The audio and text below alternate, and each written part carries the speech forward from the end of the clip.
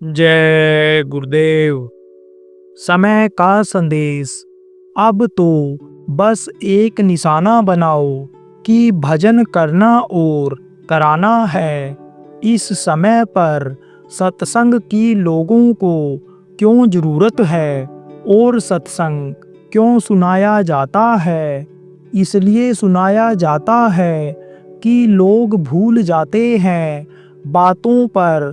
कुछ लोगों को जल्दी विश्वास नहीं होता है और सत्संग इसलिए लोगों को जरूरी है।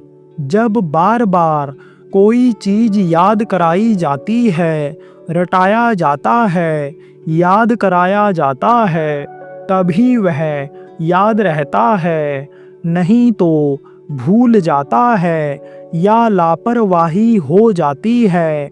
कल भी आपको बताया था कि बगैर भजन ध्यान किए हुए चाहो कि शरीर को, मन को सुख का अनुभव हो जाए तो नहीं हो सकता है, क्योंकि लापरवाही बहुत हुई है और लापरवाही होती चली जा रही है। किस चीज की लापरवाही? यही भजन करने की, ध्यान करने की। कुछ लोगों ने तो यही सोच लिया है कि बस कह देंगे दया हो जाएगी और उसी से हमारा काम हो जाएगा। दया का समय अब खत्म हो गया। सीमा होती है हर चीज की।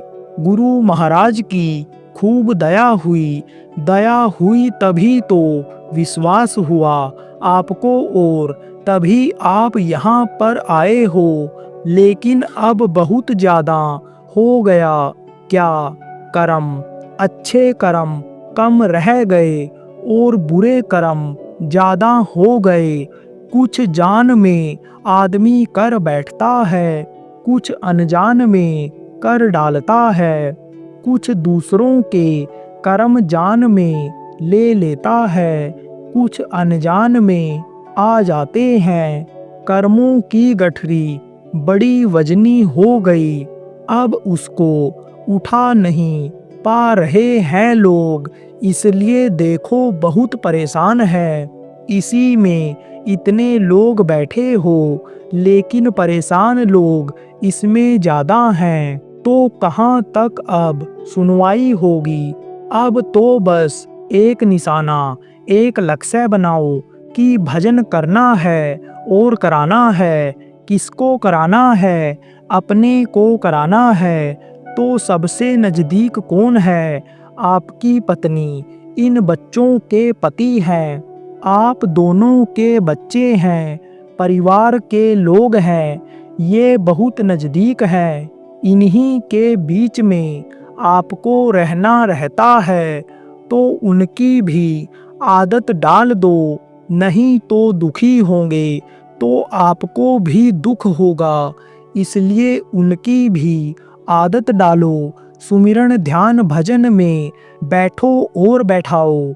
मुहूर्त आ रहा है, कुछ ही समय में सूचना जारी कर दी जाएगी। मुहूर्त आ गया।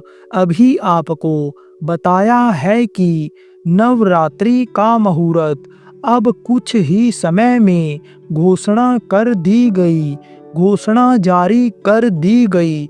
उसके अंतर्गत आप लोग पहले से ही सोच कर रखो कि हमको किस तरह से करना रहेगा, किस तरह से कराना रहेगा।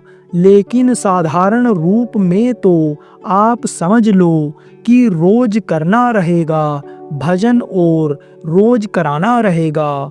ये तो रोज का नियम अभी से है और पहले से ही चला आ रहा है, तो इसमें लगो और लगाओ आप लोगों को।